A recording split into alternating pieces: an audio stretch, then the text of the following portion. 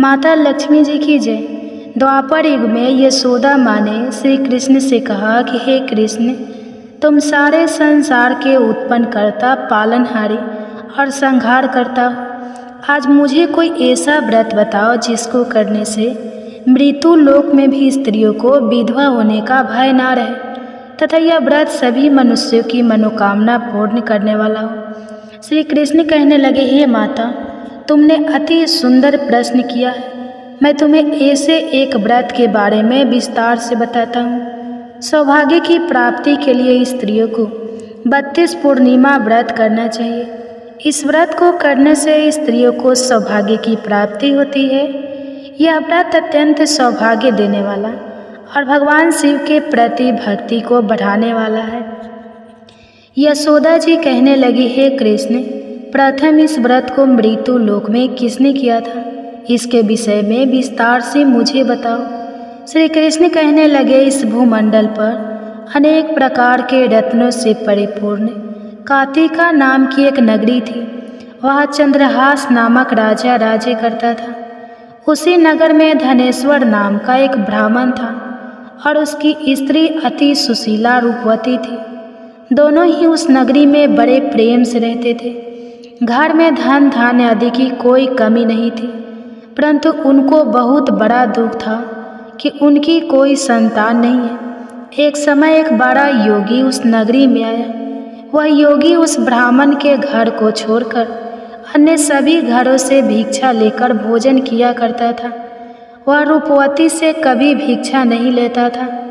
एक दिन वह योगी रूपवती से भिक्षा न लेकर किसी अन्य घर से भिक्षा लेकर गंगा किनारे जाकर भीषण को प्रेम पूर्वक ग्रहण करने लगा कि धनेश्वर ने योगी का यह सब कार्य देख लिया। अपनी भिक्षा के अनादर से दुखी होकर धनेश्वर योगी से बोला, हे महात्मा, आप सब घरों से भिक्षा लेते हैं, परंतु आप मेरे घर की भिक्षा कभी नहीं लेते। इसका क्या कारण है? योगी ने कहा कि निसंतान के घर की भी पति को अन्न के तूल होती है और जो पति तो अन्न खाता है वह भी पतित हो जाता है। क्योंकि तुमने संतान हो इसलिए पतित हो जाने के भय से मैं तुम्हारे घर की भिक्षा नहीं लेता। धनेश्वर योगी की यह बात सुनकर बहुत दुखी हुआ और हाथ जोड़कर योगी के पैरों में गिर गया और कहने लगा, हे महाराज, यदि ऐसा है तो आप पुत्र प्राप्ति का उपाय बताइए। आप सर्वज्ञानी हैं, मुझ पर कृपा कीजिए। हे भगवान, मेरे घर में धन की कोई कमी नहीं है, परंतु मैं पुत्र ना होने के कारण अत्यंत दुखी हूँ। आप मेरे इस दुख का हरण करें, आप सामर्थ्यवान हैं। यह सुनकर योगी कहने लगा, हे ब्राह्मण, तुम चंडी की आराधना करो। घर आकर उसने अपनी पत्नी से सब वृत्तांत कहा और स्वयं तप करने के लिए वन में चला गया। वन में जाकर उसने चंडी की उपासना की और उपवास किए। चंडी ने सवे दिन उसको स्वप्न में दर्शन दिया और कहा, धनेश्वर, जा, तेरे घर पुत्र होगा, परंतु वह 16 वर्ष की आयु में ही मृत्यु को प्राप्त हो जाएगा। यदि तुम दोनों पति पत्नी 32 पूर्णमासियों का व्रत विधि पूर्वक करोगे तो वह दीर्घ आयु हो जाएगा। जितनी तुम्हारी सामर्थ्य हो आटे के दिए बनाकर शिव जी भगवान का पूजन करना, परंतु पूर्णमासी के व्रत 32 होना चाहिए। प्रातः काल होने पर इस स्थान के समीप तुम्हें आम का वृक्ष दिखाई देगा। उस पर चढ़कर तुम एक फल तोड़कर शीघ्र ही अपने घर ले चले जाना और अपनी पत्नी से सब वृत्तांत कहना।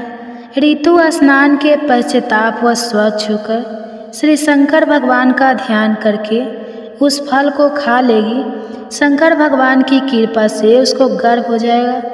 जब वह ब्राह्मण प्रातः काल उठा तो उसने एक स्थान के पास ही आम का वृक्ष देखा, जिस पर एक अत्यंत सुंदर आम का फल लगा हुआ था।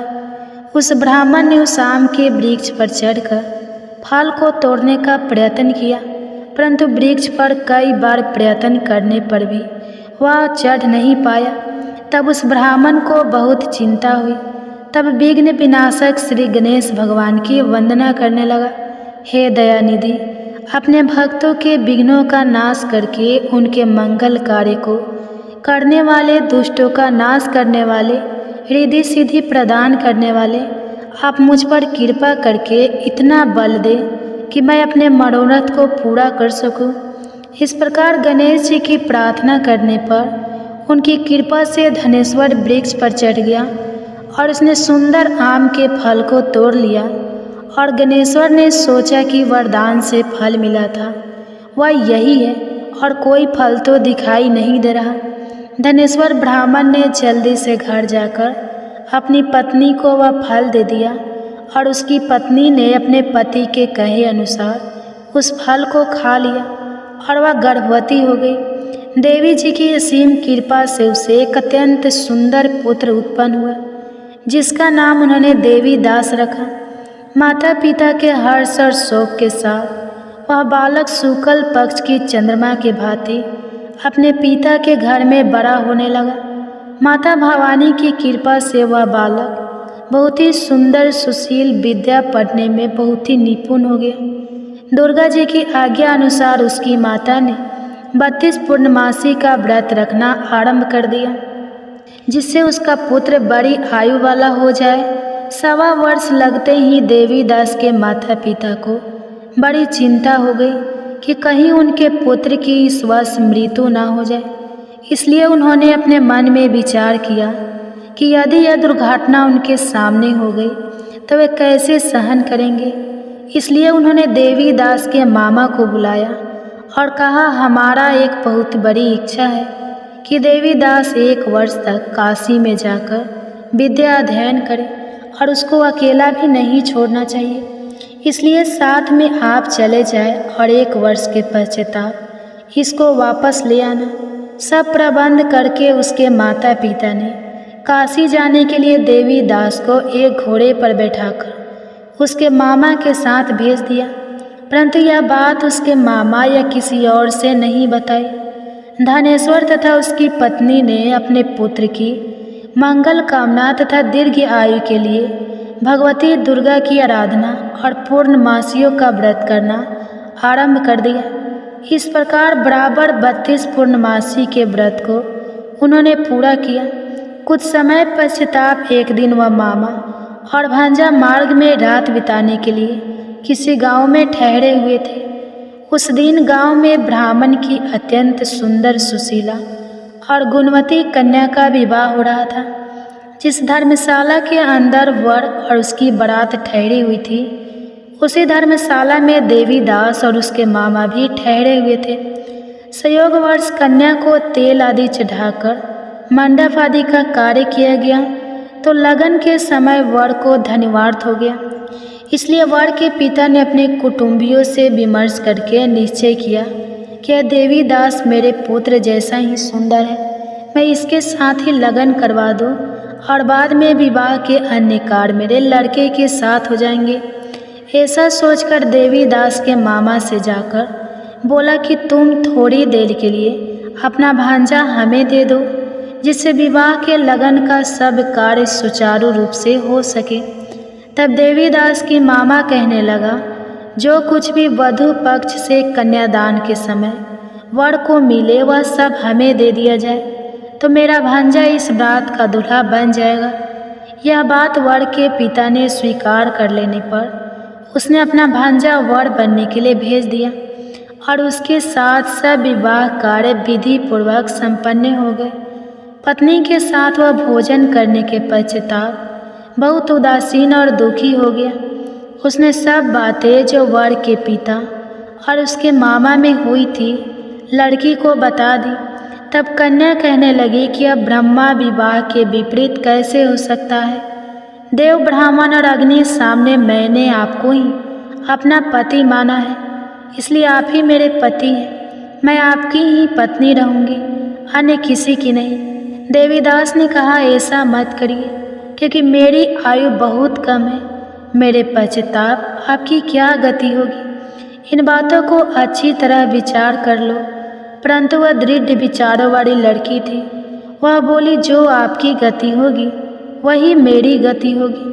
प्रातःकाल देवी दास ने अपनी पत्नी को 3 नागों से जड़ी हुई एक अंगूठी दी, एक रुमाल दिया और बोला, हे प्रिय, इसे लो और संकेत समझकर स्थिरचित हो जाओ। मेरा मरण और जीवन जानने के लिए एक पुष्प वाटिका बना लो, उसमें सुगंधी वाली एक नव मालिका लगाओ और उसको प्रतिदिन जल से सिंचा करो और आनंद के साथ खेलो कूदो और उत्सव मनाओ। जिस समय और जिस दिन मेरा प्राणतः होगा, यह फूल सूख जाएंगे और जब यह फिर से हरे हो जाए तो समझ लेना मैं जीवित हूँ।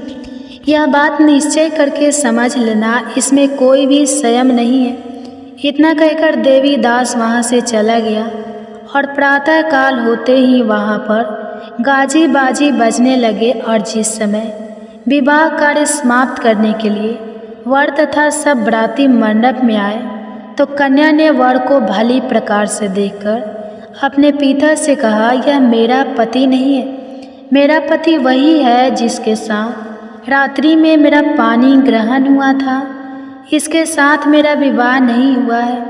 यदि यह वही पुरुष है तो बताइए कि मैंने इसको क्या दिया। वधू पक्ष और कन्या पक्ष कन्यादान के समय जो आभूषण आदि दिए गए थे वो दिखाए तथा रात में क्या गुप्त बातें मैंने इनसे कही वह सब सुनाइए। पिता ने उसके कहे अनुसार वर को बुलाया। कन्या की यह सब बातें सुनकर वह कहने लगा, मैं नहीं जानता। इसके पश्चाताप लज्जित होकर वह वहाँ से चला गया और सारी बारात भी अपमानित होकर वहाँ से लौट गई। भगवान श्री कृष्ण बोले, हे माता, इस प्रकार देवी दास काशी विद्या अर्जन के लिए वहाँ से चले गए और जब कुछ समय बीत गया तो काल से प्रेरित होकर एक सर्प रात्रि के समय उसको डसने के लिए वहाँ पर आया। उस विषधर के प्रभाव से उसके शयन का स्थान चारों ओर से विष की ज्वाला से विषैला हो गया, परंतु व्रत के प्रभाव से उसको काट नहीं पाया, क्योंकि पहले ही उसकी माता ने 32 पूर्णमासी का व्रत रखा था। इसके बाद मध्याह्न के समय स्वयं काल वहाँ आया और उसके शरीर से प्राणों को निकालने का प्रयत्न करने लगा, जिससे वह मूर्छित होकर पृथ्वी पर गिर गया। उसी समय माता पार्वती के साथ भगवान शंकर वहाँ आ गए। उसको मूर्छित दशा में देखकर माता पार्वती जी ने शंकर जी से प्रार्थना की कि हे महाराज, इस बालक की माता ने पहले ही पूर्णिमा का व्रत पूरा किया था, जिसके प्रभाव से आप इसको प्राण दान दें। माँ भवानी के कहने पर भक्त वत्सल भगवान शिव जी ने उसको प्राण दान दे दिया। इस व्रत के प्रभाव से काल को भी पीछे हटना पड़ा और देवीदास स्वस्थ होकर बैठ गया। उधर उसकी पत्नी उसके काले की परीक्षा किया करती थी।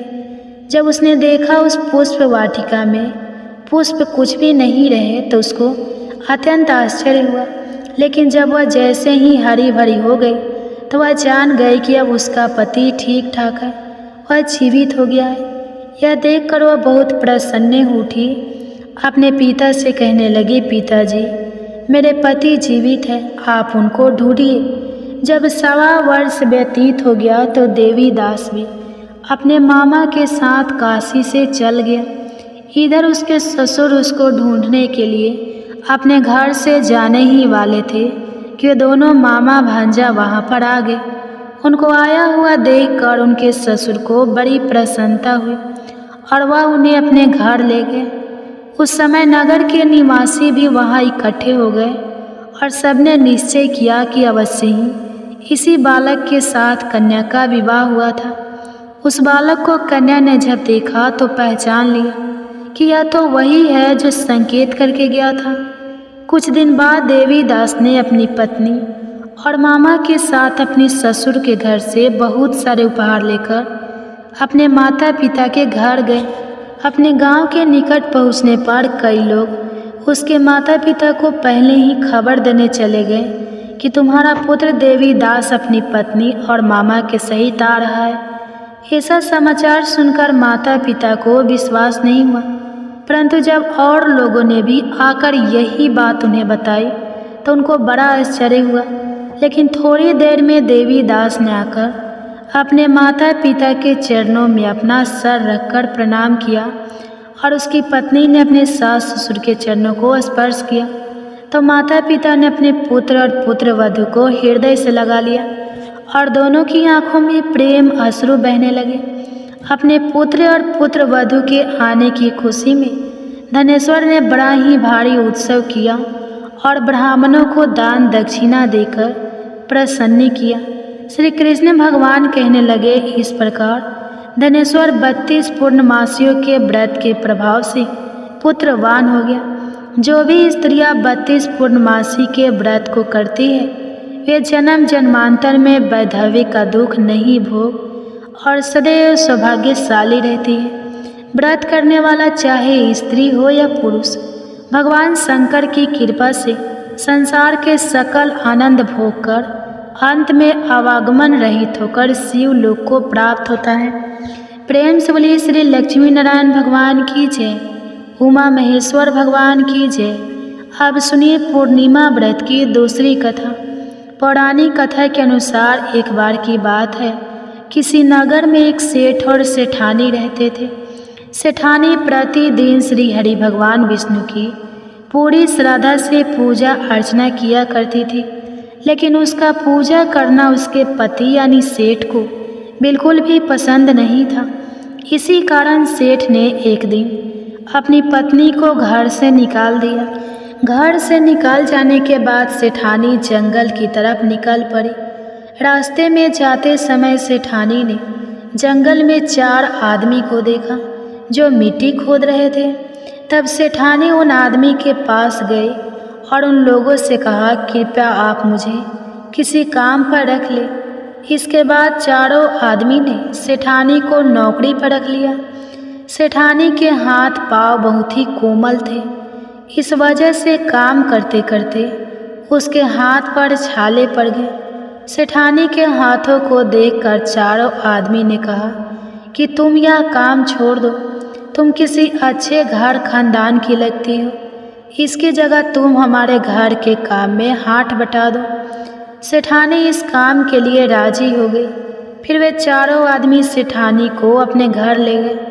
वहाँ चारों आदमी हर दिन 4 मुट्ठी चावल लाते थे और आपस में बांट कर उसे खा लेते थे।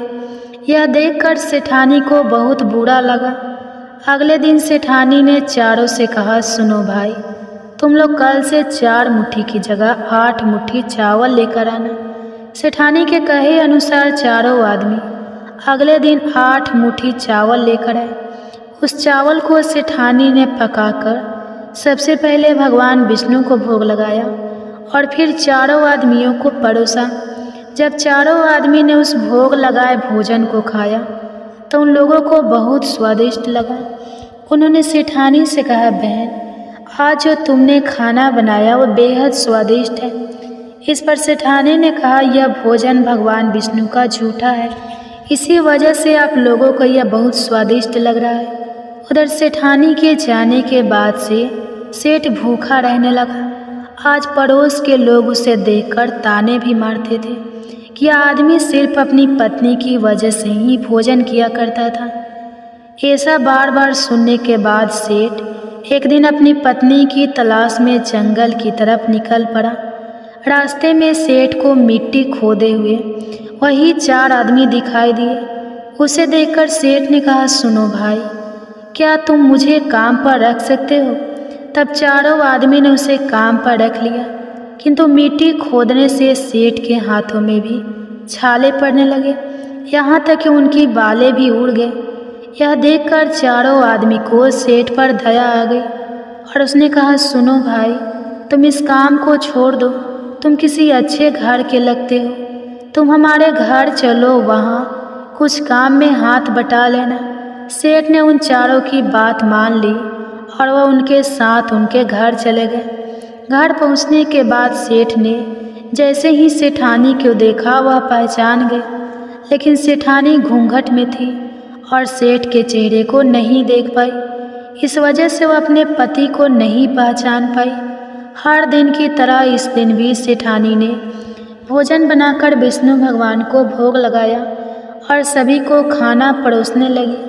जैसे ही सेठानी सेठ को भोजन देने लगी, तब स्वयं भगवान विष्णु ने सेठानी का हाथ पकड़ लिया और कहा, यह तुम क्या कर रही हो? यह सुनकर सेठानी ने कहा, मैं कुछ नहीं कर रही हूँ, मैं तो बस भोजन दे रही हूँ। भगवान विष्णु ने मेरा हाथ पकड़ लिया है। तब सेठानी से चारों आदमी ने कहा, हमें भी भगवान विष्णु के दर्शन कराओ। इसके बाद सेठानी हाथ जोड़कर भगवान विष्णु से अनुरोध करने लगी, हे प्रभु, आप मेरी तरह इन्हें भी दर्शन दें। तब भगवान विष्णु वहाँ प्रकट हो गए। इस दृश्य को देखते ही सेठ ने सेठानी से क्षमा मांगी और उसे अपने घर साथ चलने को कहा। फिर चारों भाइयों ने बहुत सारा धन देकर अपनी बहन को विदा किया। इस घटना के बाद से सेठ भी भगवान विष्णु के भक्त बन गए और उनकी श्रद्धा पूर्वक पूजा करने लगे। ऐसा करने से सेठ सेठानी के घर फिर से धन की वर्षा होने लगी। मान्यता है कि पूर्णिमा का व्रत रखकर इस कथा को सुनने से भगवान श्री विष्णु जी की कृपा से सभी के घर धन धान्य से भर जाते हैं और सभी के दुख दूर होते हैं। प्रेम से बोलिए भगवान श्री विष्णु जी की जय। अब सुनिए भगवान शंकर जी की एक बहुत ही सुंदर कथा। भगवान शिव और माता पार्वती की एक बहुत ही सुंदर और सच्ची कहानी। आप इस कहानी को पूरा सुने और वीडियो को लाइक करके शेयर करें और हमारे चैनल को सब्सक्राइब करके बेल आइकन को ऑन कर लें ताकि ऐसे ही वीडियो की नोटिफिकेशन आपके पास सबसे पहले पहुँचे। तो चलिए शुरू करते हैं। एक बार भगवान शिव ने अपनी दिव्य शक्ति से एक बड़े कढ़ाई को प्रकट किया।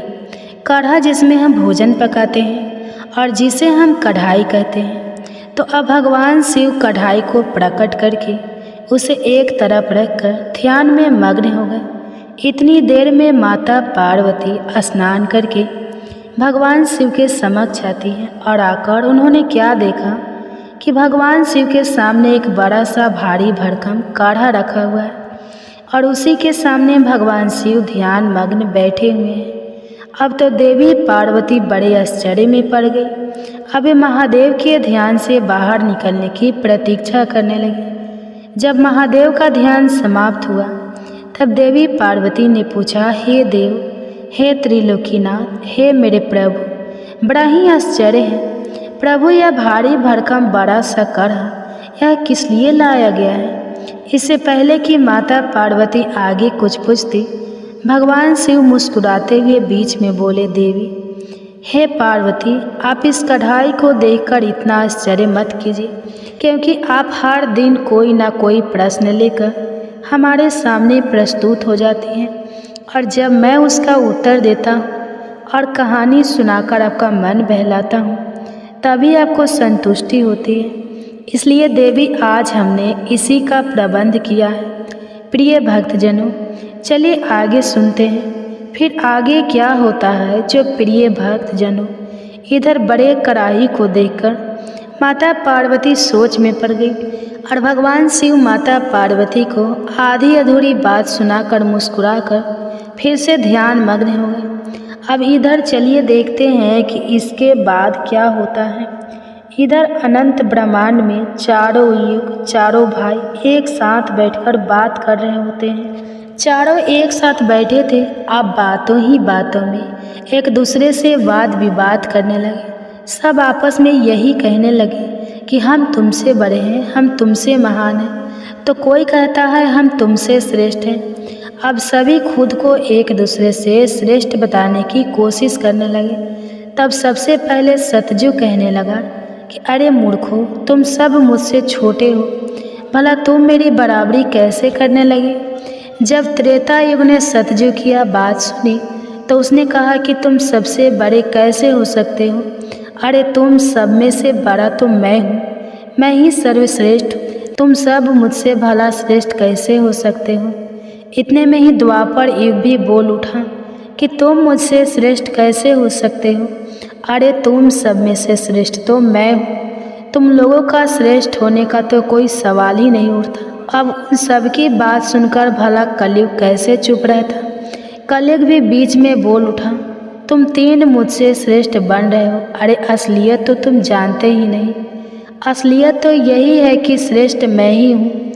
इस तरह से अब वाद विवाद करते करते वे चारों युग आपस में ही लड़ाई झगड़ा करने लगे। अब चारों युगों ने मिलकर एक योजना बनाई वे आपस में कहने लगे कि इस तरह तो वाद विवाद करके कोई फैसला ही नहीं हो पाएगा। हम सब मिलकर क्यों न कैलाश पर्वत पर चले। वे चारों युग आपस में कहने लगे कि इस प्रकार लड़ते रहें तो अच्छा होगा हम सब मिलकर कैलाश पर्वत पर विराजमान भगवान शिव के पास चलते हैं। अब तो वही हमारा फैसला करेंगे। इस तरह से आपस में समझौता करके चारों युगों ने कैलाश पर्वत की ओर प्रस्थान किया। चलते चलते आखिरकार वे कैलाश पर्वत पर पहुंच गए। वहां पर पहुंचकर चारों युगों ने भगवान शिव को प्रणाम किया। चारों युगों को अपने पास आया देखकर भगवान शिव ने उन सभी का स्वागत करते हुए कहा कि आप सभी का हमारे दरबार में हमारे कैलाश पर स्वागत है। कहो तुम्हारे आने का क्या कारण है। आप तो स्वयं ही कल चक्रे हो, तुम सभी तो स्वयं समय हो, फिर ऐसा क्या कारण हो गया कि आपको हमारे पास आना पड़ा। भगवान शिव के इस प्रकार पूछने पर चारों युगों ने कहा कि हे सृष्टि के रचयिता, हे प्रभु, हे महादेव, हम चारों युगों में विवाद खड़ा हो गया है और हम सब में एक दूसरे से बड़ा होने की बात पर होड़ लग गई है। इसी समस्या का समाधान पाने के लिए हे प्रभु हम आपके समक्ष पधारे हैं। हम इस समस्या का समाधान खुद से करने में असमर्थ थे, इसलिए प्रभु अब तो आप ही हमारी इस समस्या का कोई समाधान ढूंढिए। आप ही हमारा फैसला कीजिए, आप हमारा न्याय कीजिए और बताएं प्रभु कि हम चारों युगों में आखिरकार सबसे बड़ा कौन है, हम चारों में से सबसे श्रेष्ठ कौन है। चारों युगों की इस बात सुनकर भगवान शिव कहने लगे कि इसका फैसला तो तब होगा जब आप चारों अपने अपने बारे में बताएंगे कि किन किन गुणों के कारण आप खुद को बड़ा बता रहे हो। तब शिव जी ने कहा, हे सतयुग, पहले तुम ही बताओ कि तुम कैसे श्रेष्ठ हो गए। तब सतयुग ने कहा, प्रभु देखिए मेरी आयु सबसे ज़्यादा है, मैं 70 लाख वर्ष का हूँ और अन्य युग मुझसे 70 लाख वर्ष छोटे हैं, इसलिए मैं इन सभी से लंबी आयु का हूँ। सतयुग की बात सुनते ही अब कलयुग बोल उठा कि प्रभु व्यक्ति कभी भी आयु से बड़ा नहीं होता, व्यक्ति के गुणों से बड़ा होता है। आप देखिए भगवान शिव ने कलयुग की इस दलील को मान लिया और सतयुग से कहा, हे सतयुग, तुम इस तरह आयु में बड़े होने से तो बड़े नहीं हो सकते। भगवान शिव की यह बात सुनकर सतयुग ने कहा, प्रभु मेरे युग में जो भी व्यक्ति हुए हैं वह तो बड़े ही बलवान हुए हैं, बहुत ही पराक्रमी थे, वह पृथ्वी तक को उठा ले जाए, ऐसे पराक्रमी और बलराम बलवान थे। और जब मेरा राज्य था तब उसमें भगवान श्री हरि विष्णु ने भी कई अवतार धारण किए थे। वराह अवतार भी मेरे ही काल में हुआ था, नरसिंह अवतार भी मेरे ही युग में हुआ था, यहाँ तक कि प्रभु मत्स्य अवतार भी तो मेरे ही युग में हुआ था। सतयुग को अपने बारे में इस तरह बढ़ाई करते देखकर त्रेता युग बोल उठा, नहीं नहीं, प्रभु श्री हरि विष्णु के अवतार लेने से सतयुग बड़ा भरा कैसे हो सकता है। प्रभु मर्यादा पुरुषोत्तम भगवान श्री रामचंद्र जी का अवतार तो मेरे ही युग में हुआ था। उन्होंने संसार को मर्यादा और धर्म पालन सिखाया। रावण जैसे महापंडित और कुंभकर्ण जैसे महान बलवान भी तो मेरे ही शासन काल में हुए थे। प्रभु इस तरह सतयुग मुझसे बड़ा नहीं हो सकता, फिर इन सब में से तो बड़ा मैं ही हुआ। बस फिर क्या था। जब यह बातें द्वापर ने सुनी तो द्वापर युग महादेव से बोल उठा, हे महादेव, हे प्रभु, यह दोनों बड़े बन रहे हैं, किंतु यह दोनों बड़े कैसे हो सकते हैं। आप देखिए ना प्रभु, आप तो जानते ही हैं जब मेरा शासन काल आया तो मेरे ही तो शासन काल में भगवान श्री कृष्ण ने अवतार लिया था और जो 16 कलाओं से संपन्न थे, परिपूर्ण थे, पर ब्रह्मा थे, उन्होंने ऐसा विराट रूप दिखाया जो कभी स्वयं भगवान विष्णु ने भी नहीं दिखाया था। इसलिए हे प्रभु, हे भोलेनाथ, यह दोनों योद्धाओं की बात करते हैं तो मेरे शासन काल में भी बड़े बड़े योद्धा द्रोणाचार्य, कर्ण, भीष्म, पितामह, युधिष्ठिर, अर्जुन, भीम, नकुल, सहदेव, कंस आदि ये भी तो मेरे ही शासन काल में हुए थे प्रभु। यहाँ तक कि बलराम जी भी मेरे ही शासन काल में तो हुए थे। अब बताइए प्रभु, मेरे शासन काल में कौन सा योद्धा भला इन्हें धाव से कम था? इन सबसे तो श्रेष्ठ मैं ही हूँ। तब तक कलिग भी बोल उठा कि प्रभु, मैं इनकी बातें सही मानता हूँ, लेकिन इन तीनों के शासन काल में जो भी योद्धा हुए थे, जो भी अवतार हुए थे, उनमें कई काम चोरियाँ पाई गई थी, और जिनके शासन काल में काम चोरी वाले मनुष्य होते हैं, वे भला श्रेष्ठ कैसे हो सकते हैं? कलयुग कहने लगा, नहीं भगवान, मेरा शासन काल सबसे अच्छा है, क्योंकि मेरा शासन काल तो अच्छी अच्छी और नई नई तकनीकों से परिपूर्ण है। मेरा युग मशीनों का युग है, इसलिए मेरा शासन काल सबसे श्रेष्ठ है। अब भगवान शिव उन चारों युगों की बात को, उनके वाद विवाद को सुनकर मन ही मन विचार करने लगे कि किस प्रकार से इन सब की बातों का फैसला किया जाए और किस युग को श्रेष्ठ साबित किया जाए। वही पास में ही जगत जननी माता पार्वती भी भगवान शिव के साथ विराजमान थी, जो कि इन सभी युगों के वार्तालाप को बड़े ही ध्यानपूर्वक सुन रही थी। तभी माता पार्वती महादेव से कहने लगी, हे प्रभु, आप मन ही मन किस बात का विचार कर रहे हैं? अगर आपने इनका फैसला नहीं किया तो यह चारों भाई तो फिर आपस में ही कट मर जाएंगे, आपस में इस तरह की झगड़ा करते रहेंगे प्रभु। इसलिए आपको इनका फैसला तो तुरंत ही करना होगा। अगर इन्होंने ऐसा किया तो सृष्टि का तो काल चक्र ही रुक जाएगा, समय का प्रभाव ही रुक जाएगा। इसलिए हे भोलेनाथ, अब आप ही कुछ कीजिए। माता पार्वती के इस आग्रह को सुनकर महादेव कहने लगे, हे देवी, ठीक है, मैं समस्त युगों की बात मानता हूँ और मैं ही इन चारों युगों की बात का फैसला करूँगा। इसके बाद भगवान शिव ने चारों युगों से कहा, चलो ठीक है, अब मैं तुम चारों की परीक्षा लूँगा। जो इस परीक्षा में सफल हुआ वही श्रेष्ठ साबित हुआ। सतयुग बोल उठा, हे भगवान, आप जो चाहे हमारी परीक्षा ले सकते हैं, लेकिन सत्य तो यही है प्रभु कि सबसे बड़ा तो मैं ही रहूँगा। भगवान शिव की बात मानकर आखिरकार चारों युग परीक्षा देने के लिए तैयार हो गए।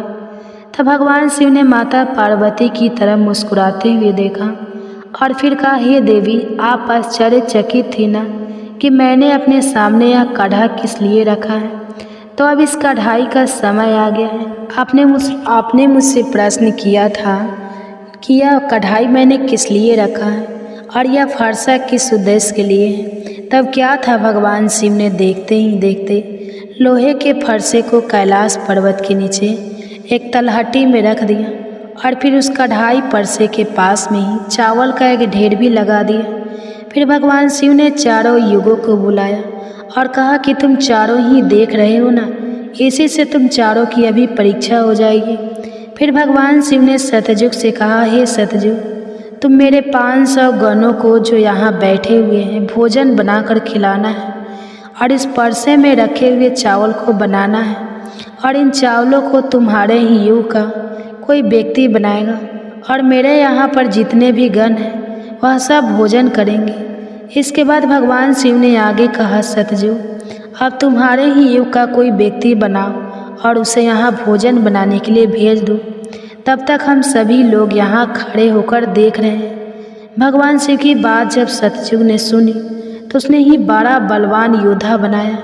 फिर सतयुग ने उस योद्धा से कहा कि जाओ बेटा, इस कढ़ाई में चावल बनाओ और बनाकर भगवान शिव के इन सभी 500 गणों को भोजन कराओ।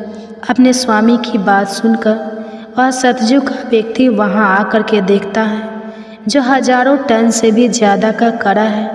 उसने वहाँ पर एक चूल्हा तैयार किया और उस चूल्हे पर उस कढ़ाई को रखकर लकड़ियों की व्यवस्था की, आग जलाई और उस कढ़ाई में पानी डाला, फिर चावल डाले और जब चावल बनकर तैयार हो गए तब उसने भगवान शिव के सभी गणों को एक पंक्तियाँ में बैठा दिया और उन सभी को उसने भोजन कराया। सभी गुणों को भोजन कराने के बाद वह बलवान योद्धा अपने स्वामी सतयुग के पास वापस आया और उसे प्रणाम किया। तो सतयुग ने शाबाशी से उसकी पीठ थपथपाई और कहा कि आज तुमने मेरी लाज रख ली, अब तुम यहाँ से जा सकते हो।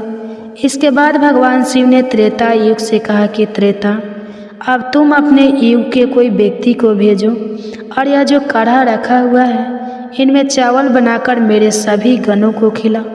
त्रेता ने सुना तो कहने लगा कि ठीक है प्रभु, जैसी आपकी आज्ञा। अब त्रेता युग ने भी अपने समय के समान महान बलशाली कुंभकर्ण जैसे बलवान व्यक्ति को उत्पन्न किया और उससे कहा कि हे पुत्र, यह मेरे परीक्षा की घड़ी है। तुम्हें भगवान शिव के समस्त सभी समक्ष गणों को भोजन बनाकर खिलाना है। त्रेता युग के व्यक्ति ने उसे प्रणाम किया और उसके बाद वह वहाँ से तलहटी में चला गया। तलहटी में आकर उसने चूल्हा बनाया, लकड़ियों की व्यवस्था की, आग जलाई और एक हाथ से ही उस भारी भरकम कढ़ाई को उठाकर देखते ही देखते चूल्हे पर रख दिया। फिर उसमें पानी डालकर चावल डाले और जब चावल पक गए तब सभी गणों को बुलाकर उन्हें खाने के बाद भोजन कराया। इसके बाद वह वहाँ से तुरंत कैलाश पर्वत पर पहुँच गया, जहाँ पर चारों युग विराजमान थे। इस प्रकार से त्रेता युग ने भी अपना कार्य पूर्ण किया। अब बारी आई द्वापर युग की। भगवान शिव ने द्वापर युग से कहा, हे द्वापर, अब मैं तुम्हारी परीक्षा लूँगा।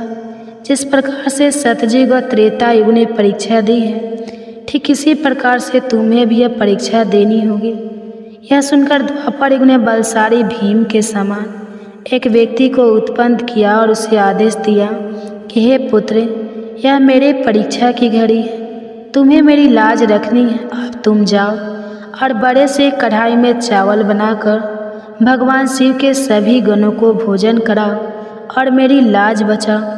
यह सुनकर द्वापर युग के व्यक्ति ने अपने स्वामी को प्रणाम किया और वहाँ से तलहटी में चल पड़ा। तलहटी में जाकर उसने सबसे पहले चूल्हा बनाया, फिर आग जलाने के लिए लकड़ियाँ ढूंढी, लकड़ियों को चूल्हे में डालकर जलाया और पूरी ताकत लगाकर उसने उस बड़े से कढ़ाई को उठाकर जैसे तैसे खींचकर उसे चूल्हे पर रख दिया। वह तो द्वापर युग का व्यक्ति था, तो उसे थोड़ा ज़्यादा जोर लगाना पड़ा और बड़ी मुश्किल से वह कढ़ाई को उठा पाया। इस प्रकार से द्वापर युग के व्यक्ति ने भी चावल तैयार किए और भगवान के सभी गणों को भोजन कराकर वह फिर अपने स्वामी के पास वापस आया। उसके स्वामी द्वापर युग ने उसकी पीठ थपथपाई और उसे वहाँ से विदा किया। अब बारी आती है कलयुग की। तब भगवान शिव कहते हैं, हे कलयुग, अब तुम्हारी बारी है। तुम उस कढ़ाई का वजन देख रहे हो ना, उसका वजन कम नहीं होगा, उसका वजन उतना ही रहेगा, हजारों टन का। लेकिन अब तुम्हें परीक्षा देनी है। तुम तो मानने को तैयार ही नहीं थे कि तुम सबसे छोटे हो, लेकिन तुमने माना ही नहीं। तुम्हारे युग के आदमी की आयु भी मात्र 100 वर्ष की है। सतयुग की आयु 1 लाख वर्ष होती है, त्रेता युग में 10,000 होती है और द्वापर में 1,000 होती है। और हे कलयुग, तुम्हारे शासन में तो मात्र 100 वर्ष की आयु है। तुम्हारा आदमी भी छोटा होता है। जब भगवान शिव की यह बातें कलयुग ने सुनी तो कलयुग कहने लगा कि ठीक है प्रभु, मैं आपकी बात मानता हूँ, लेकिन आप मुझे पहले ही इस तरह से कहकर हताश मत कीजिए। प्रभु, आप तो एक न्यायकर्ता हैं, आपको सभी को बराबर मौका देना चाहिए। भगवान शिव कहने लगे, हे कलयुग, यह कढ़ाई देख रहे हो, हजारों टन का है। वहाँ चावल रखा है, हजारों किलो टन के हैं। और हे कलयुग, तुम्हारा व्यक्ति क्या यह काम कर पाएगा? कलयुग ने कहा, ठीक है प्रभु, अब आप मेरी करनी भी देखिए। कलयुग की बातें सुनकर तीनों युग उस पर हंसने लगे। भगवान शिव भी कलयुग की बातें सुनकर बड़े ही आश्चर्यचकित थे। अब कलयुग ने भगवान शिव से आज्ञा लेकर बड़े ही बुद्धिमान व्यक्ति को पैदा किया, जो बड़ा ही दिव्य व्यक्ति था। वह बहुत ही बुद्धिमान और सर्वगुण संपन्न था। इस तरह के गुणवान व्यक्ति को कलयुग ने पैदा किया और पैदा करने के बाद वो उस व्यक्ति से कहने लगा कि मेरे बेटे, अब तुम्हें अपनी शक्ति दिखानी है। कठिन परीक्षा का समय है। यदि तुम इसमें सफल हो गए तो मैं चारों युगों में सबसे छोटा हो जाऊंगा। कलयुग की बात सुनकर वह व्यक्ति अपने महाराज से कहने लगा, हे महाराज, इस एक कढ़ाई की बात करते हैं, आप इसे हजारों कढ़ाई भी अगर मेरे सामने आ जाए तो वह भी मेरे सामने कुछ नहीं है। जब उस कलयुग के व्यक्ति की यह बातें तीनों युगों ने सुनी तो वे उस पर हंसने लगे। अब वे हंस हंस कर आपस में कहने लगे कि आज एक छोटा सा आदमी जिसकी लंबाई मात्र 3 हाथ है, यह भला क्या कर लेगा, जबकि हम युगों की लंबाई तो बहुत अधिक है। प्रिय भक्तजनों, यह बात तो बिल्कुल सत्य है कि सतयुग के लोगों की लंबाई 21 हाथ और त्रेता युग के व्यक्ति की लंबाई 14 हाथ थी और द्वापर युग के व्यक्ति की लंबाई 7 हाथ थी और अब कलयुग के व्यक्ति की लंबाई तो मात्र 3 हाथ ही होती है। तीनों युग अब बड़ी जोर जोर से कलयुग पर हंस रहे थे। इधर कलयुग का आदेश पाकर वह कलयुगी व्यक्ति उस तलहटी में गया।